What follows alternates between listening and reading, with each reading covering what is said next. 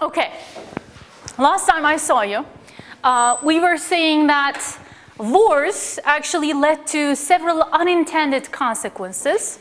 And our course actually mentioned several unintended consequences, and this is probably one of the most important of those consequences.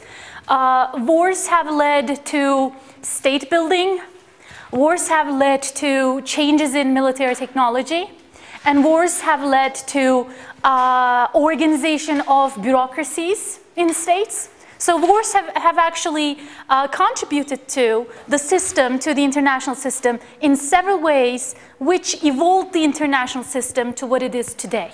Okay? So wars had a huge function in the history of the international system. Now, having said that, I told you that wars require money. Right? Wars require extraction of resources. What kind of resources? Any resources to be able to get weapons, to be able to feed the soldiers that are going to fight in wars. And more than that, wars require people. Wars require bodies.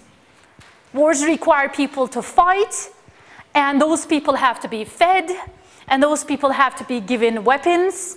For that reason, we actually consider war as a huge factor in the evolution of the international system, especially because it contributed so much to state building. Okay? And today, I'm going to talk about how wars have led to state building. Now, kings, as I told you, before the modern state system, there was a weak centralized system, a more decentralized system with the weak kings. And those weak kings actually needed taxes so that they can buy weapons and they can feed their armies. Why was it so important to have armies? What happens when you actually get into a war and win the war? You expand your territory. What did Weber say? He said you need territory. Well, you don't need a huge territory, but you constantly try to expand your territory before we actually have learned in Westphalia that territorial expansion has become less of a concern. And after the Second World War, territorial expansion will actually become something quite meaningless because power will depend on things other than territorial expansion. Now, in Middle Ages, it was still important to expand your territory. And as you expanded your territory, in your neighbor's territory, maybe there were minerals, there were resources, there were strong people that you can use. There could be slaves. Those people could be slaves. Or you could actually have those people as your citizens and you could use them as soldiers.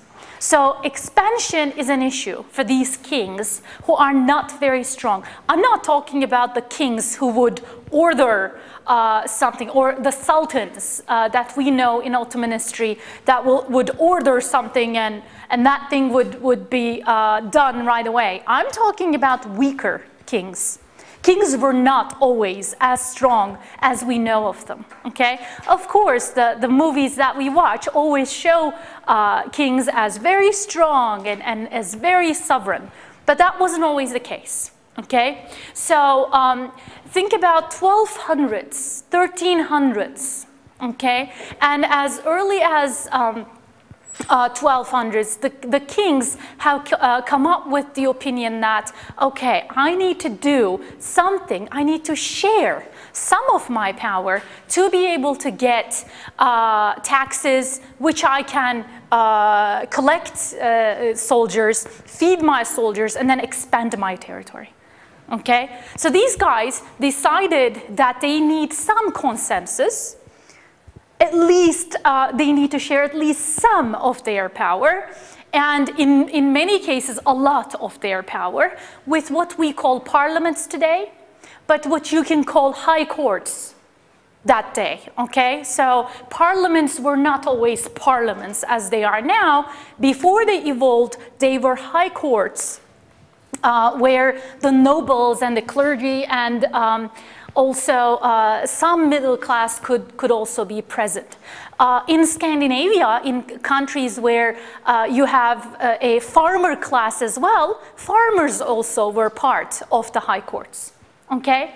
Am I talking about democracy here? Not necessarily. I'm not really talking about democracy. I'm just talking about a very pragmatic way to share my power. I take Kıvanç and Sultan so that they're going to legitimize my orders to the rest of the people. So they're knights, right? So I need knights to fight for me. How are they going to fight for me? You will go and you will collect them, right? So you become my vassal, meaning you become the person that does the recruitment for me, or mobilization of war for me. To this day, mobilization of war is done through parliaments. The parliament has to decide on war, right? Will we declare war or not? That is not the decision of one person.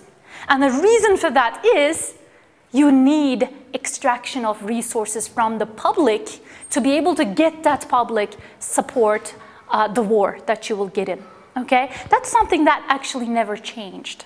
How you do it actually changed a little bit, as you will see. So the nobles, the clergy, cities, meaning middle classes, have been called different names. Estates in France, Estates General in France, Diet in Germany, Parliament in England, Cortes in Spain. But the purpose was basically extract resources for the war, okay? And then you have rise of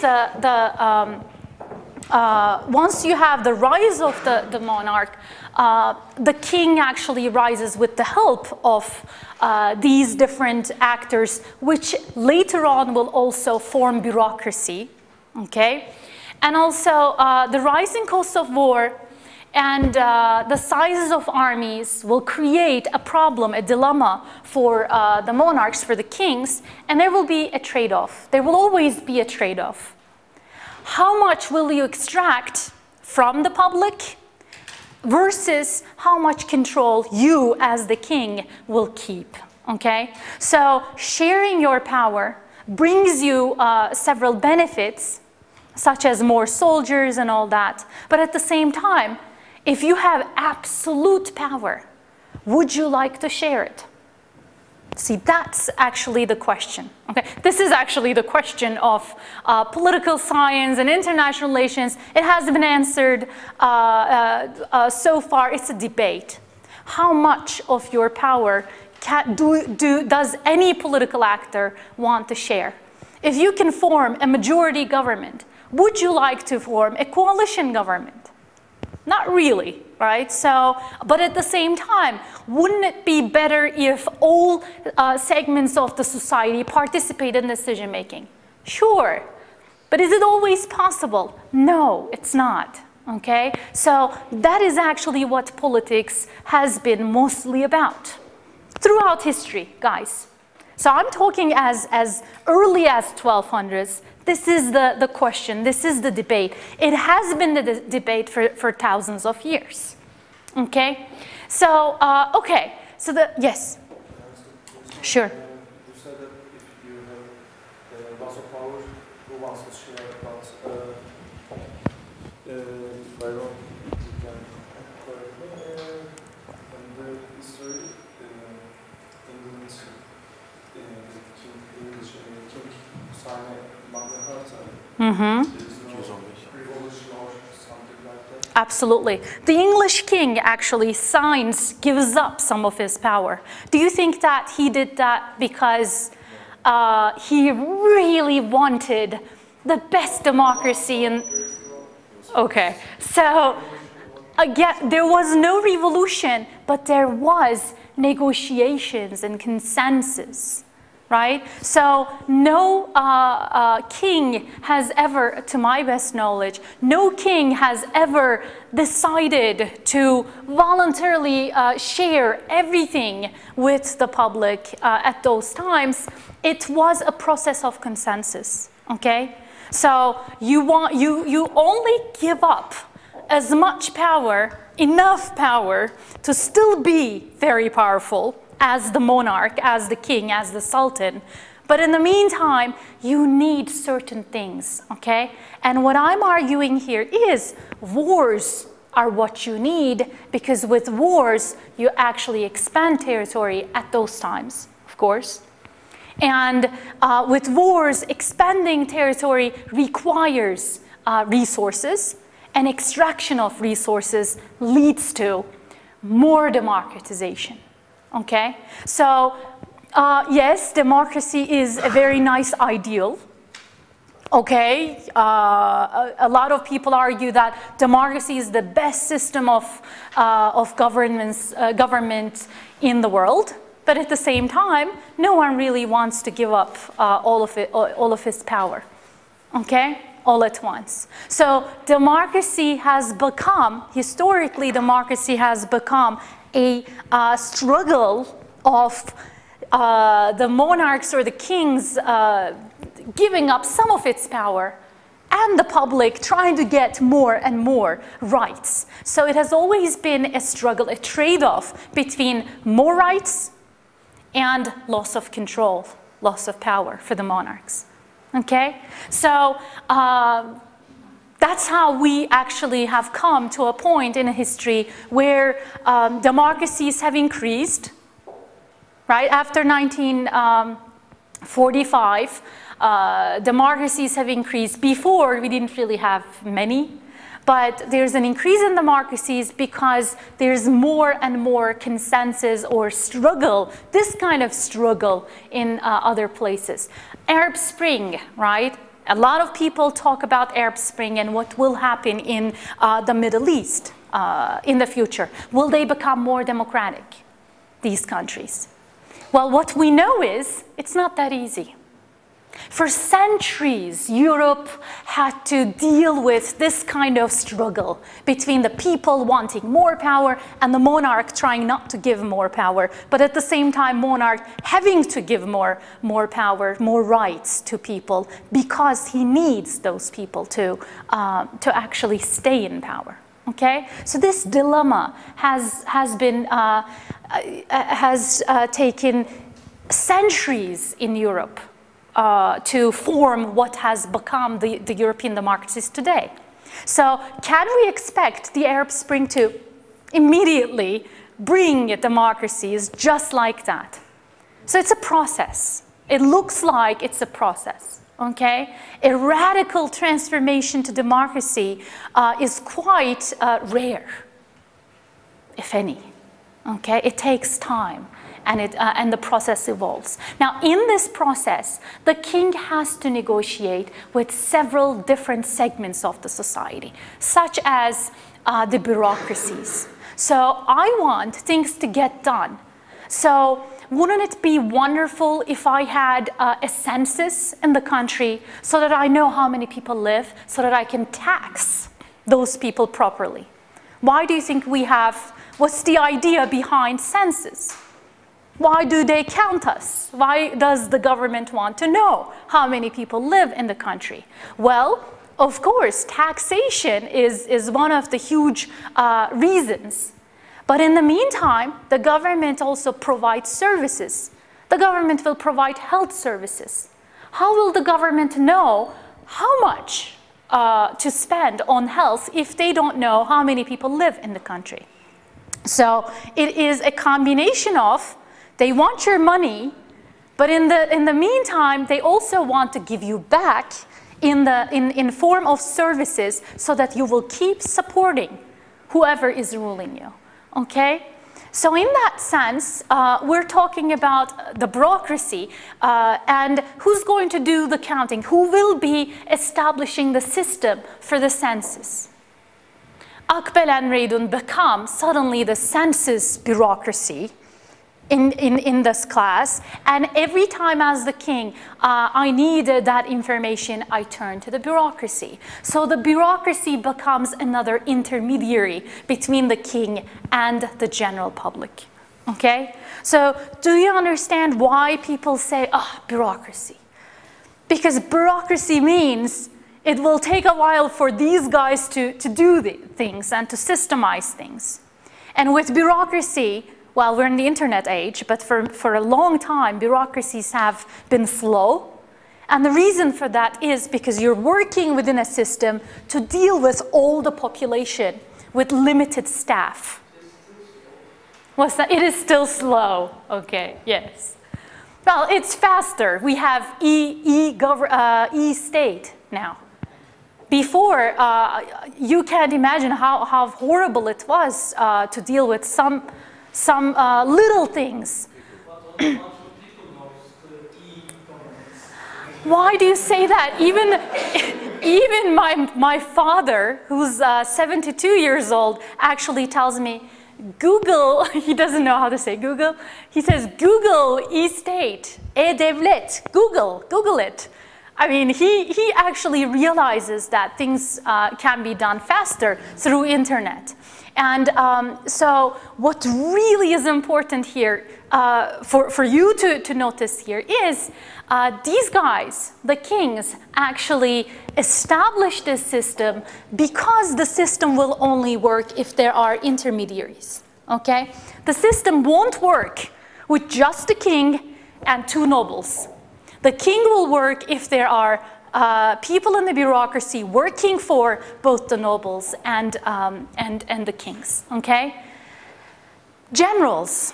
Now, Magnus, my general, is actually my intermediary between my soldiers. So if we accept that you guys are the soldiers, he becomes my intermediary with you, because I'm not going to face you directly, and he will be arranging these kinds of negotiations and consensus processes, okay? So the system is established in such a way that the king will not be doing things on his own and will have to share some power. What do I share with you if I make you my general?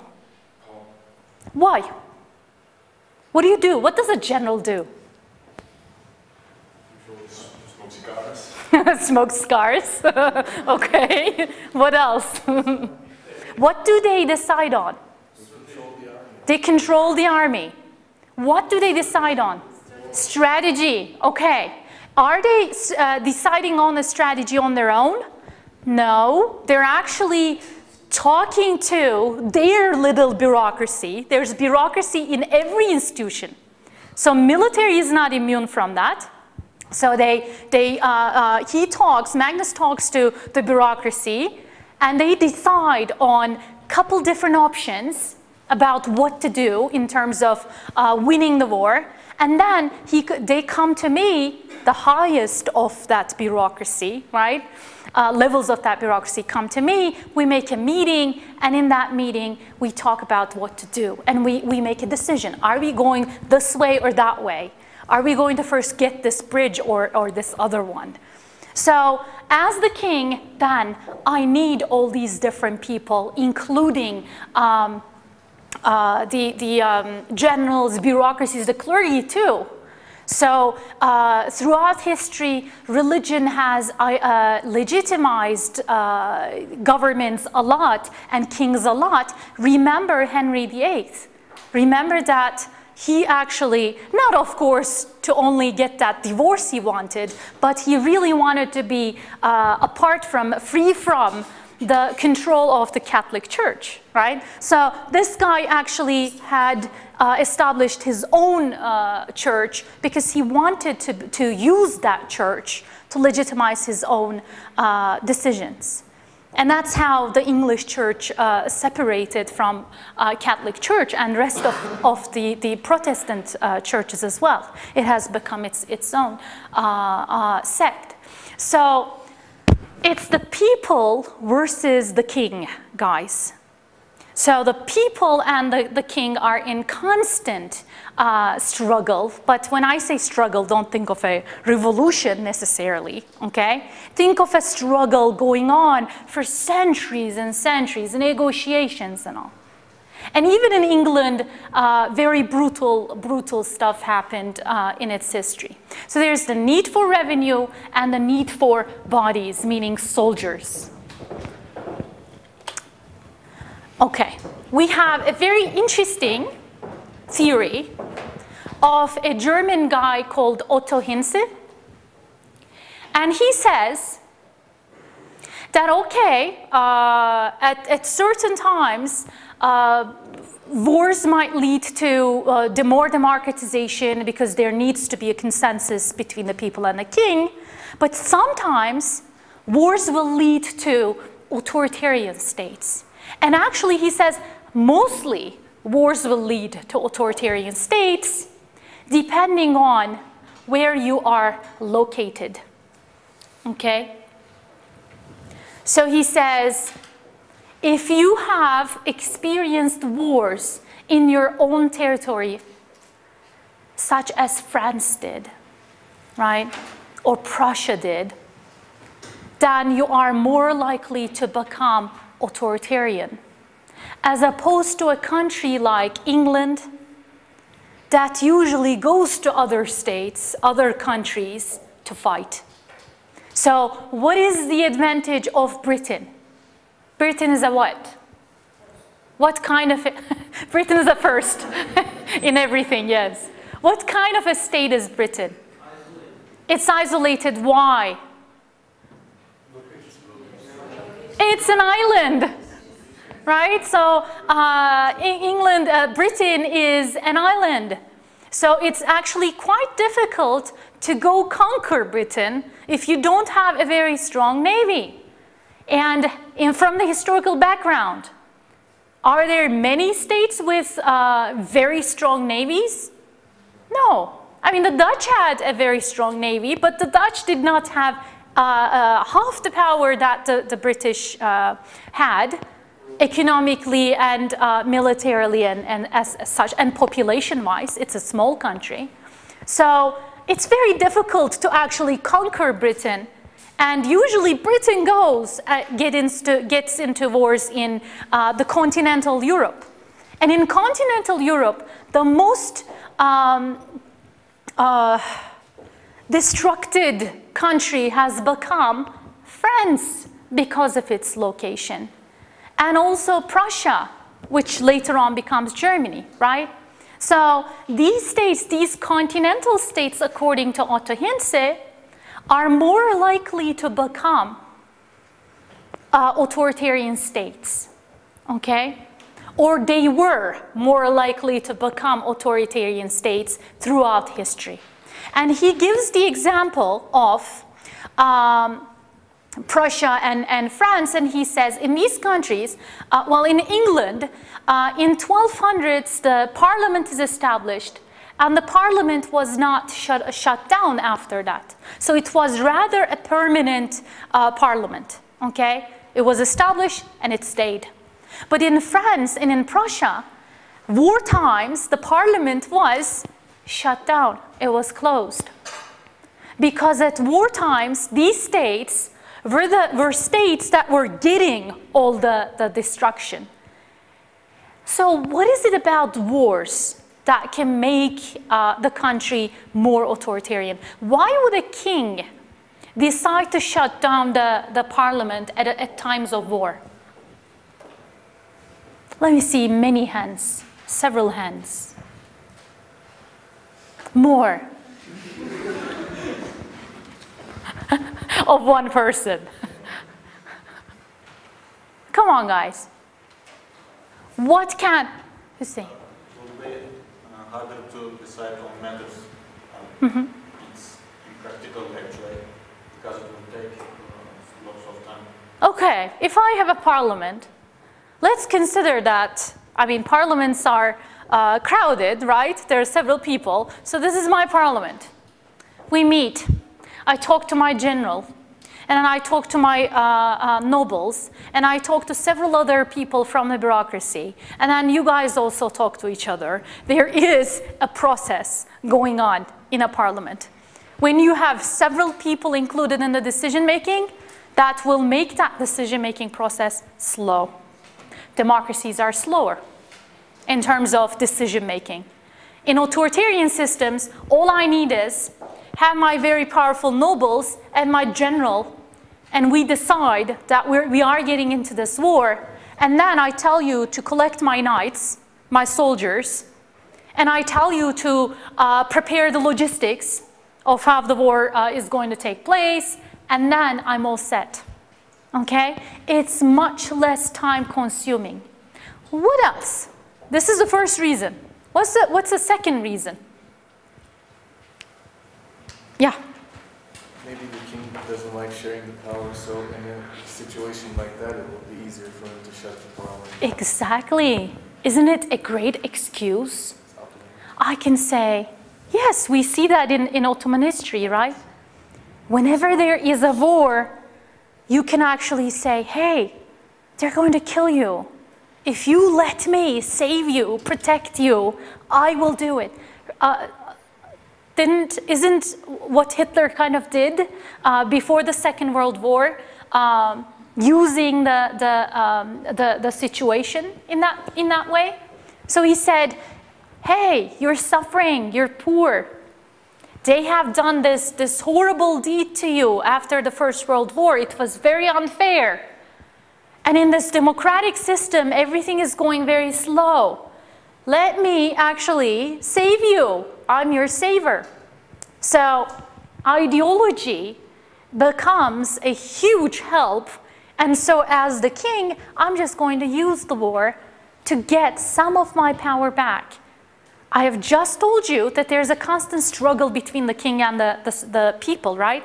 So wars are times for the kings to actually abuse that power. Not all leaders do that, not all kings do that, but there is the possibility. War creates this environment for the king to actually, get some of the power back. And also what you just said is feeding it. Hey, the decision-making process is too slow, so if you want to survive, then let me do the work. I'll just take care of it with Magnus. So you will all be sitting in your safe homes and you won't have to worry about anything, okay? I think last class I told you that this has become a huge debate after 9/11 in the US. You know, people were afraid that the civil liberties have become too fragile, and the government was restricting civil liberties in the US. And the US has always been a country proud of its civil liberties. That was the main principle that US was built on. So individual rights and individual freedoms were restricted after 9/11. So when you have a war environment, it is very easy to actually lose some of your rights. But in the meantime, you can, I also mentioned to you women, right? Women actually got their voting rights as a result of wars. So like I said, guys, there are several dilemmas going on with how wars affect regime type, how wars lead to democratization of the country or authoritarianization of the country. So I don't want you to ever think one-sided about wars. So the comparative cases, okay, Prussia versus England. Now, in Prussia, the example for Otto Hins's hypothesis is, in Prussia, the location of the country or the geography of geopolitics of the country leads the country to suffer from several wars. And as a result of these wars, you actually have to you actually have to increase taxes and increase the number of your soldiers and increase authoritarianism. And the argument is that Prussia has been, in that sense, a quite unfortunate country. Okay? So there has been, because of its geopolitical situation, there has been a weakness or a tendency to authoritarianism in Prussia. But in England, because of its isolated geography, things have been smoother for England, because it did not have to use wars, or the public did not let the kings to use wars to curb democratic rights or rights of the citizens. How about France? What do you think about France? Don't you think that France became a democracy earlier than Prussia did? So Prussia, Germany, has become a democracy much, much later than France. Well, we all know that there was the French Revolution. Why do you think that France became a democracy earlier than Prussia, although they're both continental powers? Yes?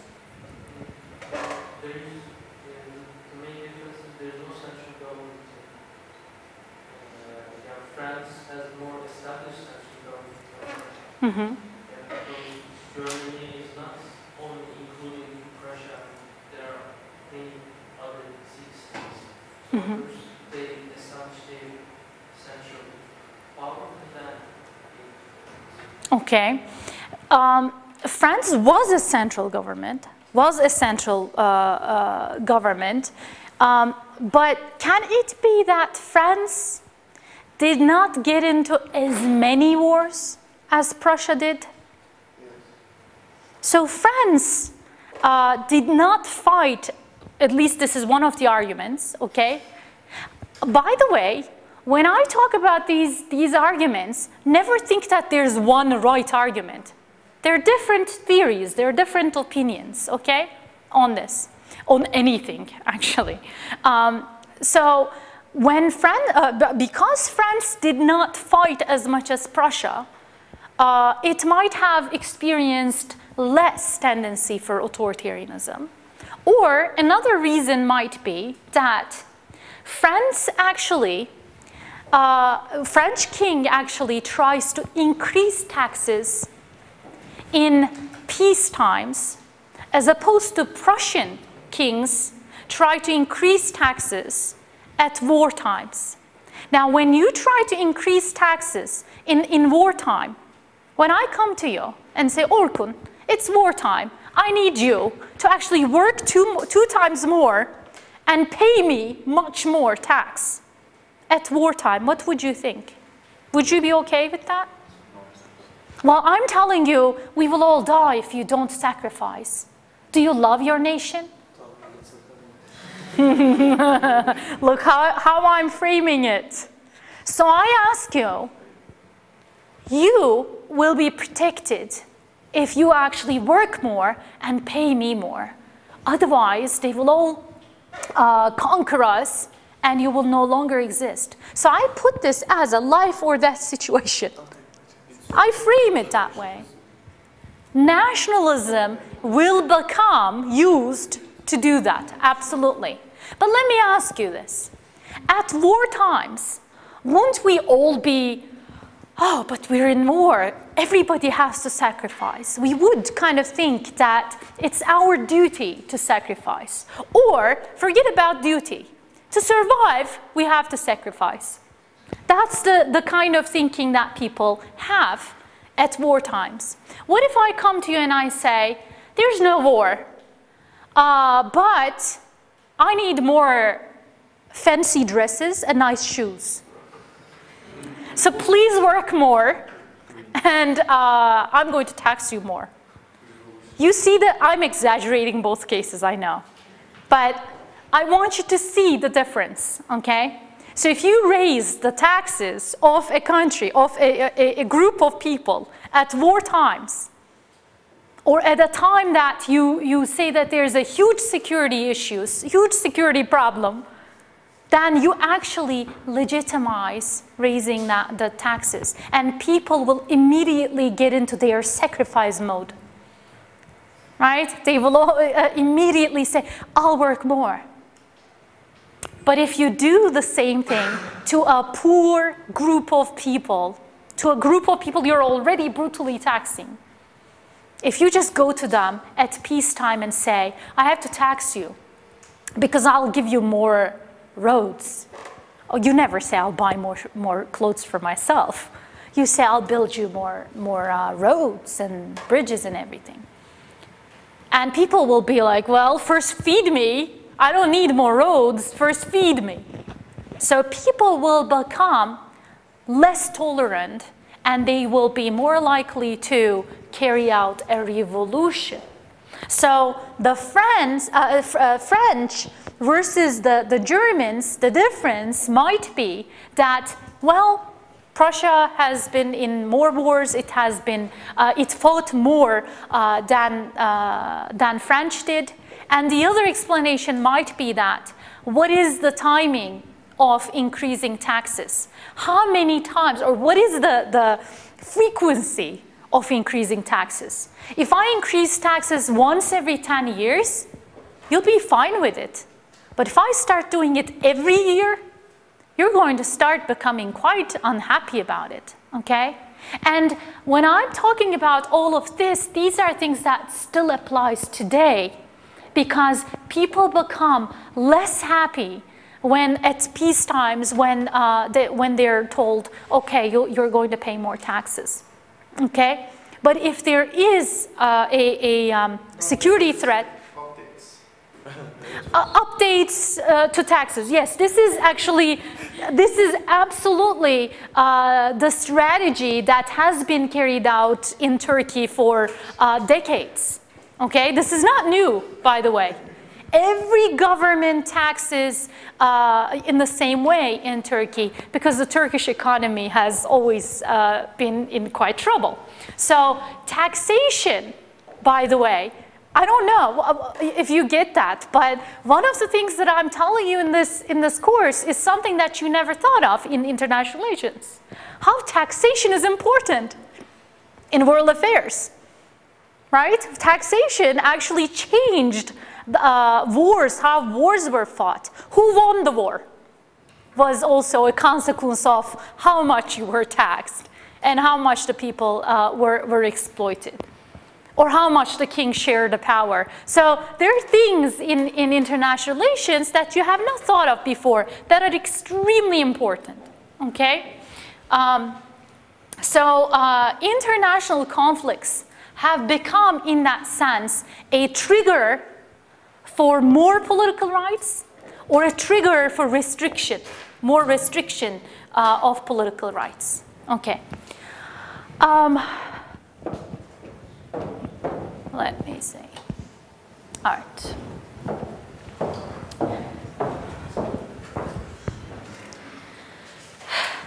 How about in modern times? So our next question will be, okay, in the historical cases, the kings and parliaments have worked in both ways.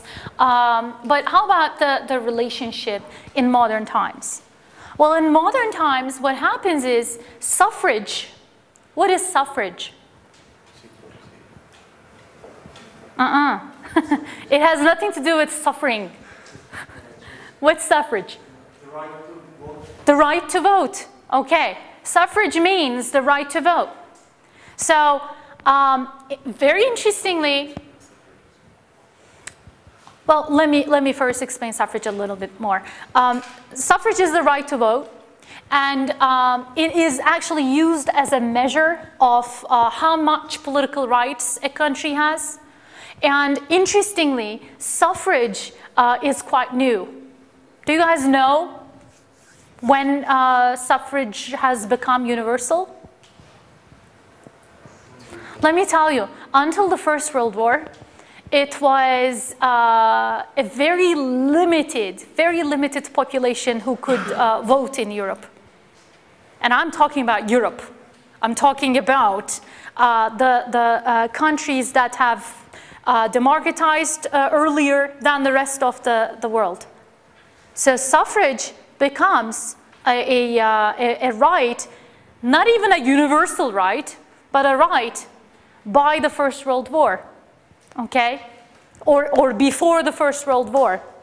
Of course, England was again quite a first in that sense, because in England there was a process which led to a more universal subscription of suffrage.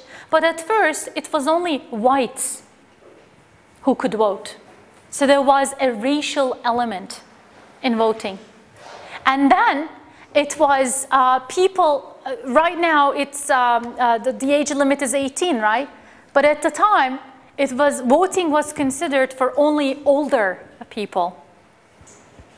Even I was not accepted as a smart enough person or good enough person to vote in my age. Consider yourselves. You were considered as just soldiers, just people. You didn't have the right to vote, but you were sent to fight. And so you were, it was okay for you, exactly, it was okay for you to die, but it wasn't okay for you to vote at first. And don't forget that, blacks also fought, but they did not have the right to vote in the Great War.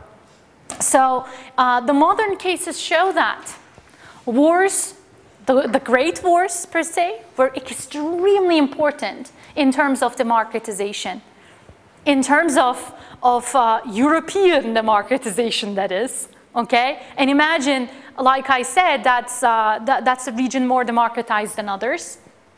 United Kingdom actually had a process from the late 1800s until 1918, and there were protests in the UK about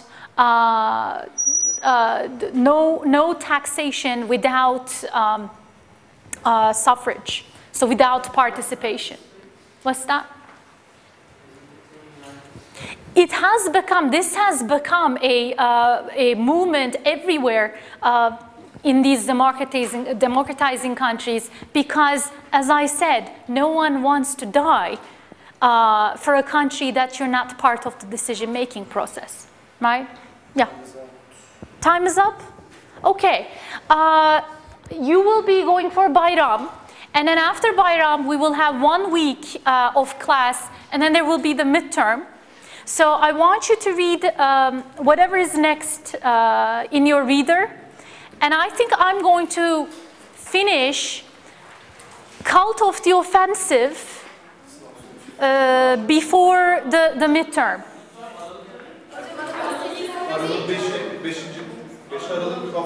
Isn't it 8th of December? Oh, no need to panic then. Okay, okay. All right then. Have a good Bayram.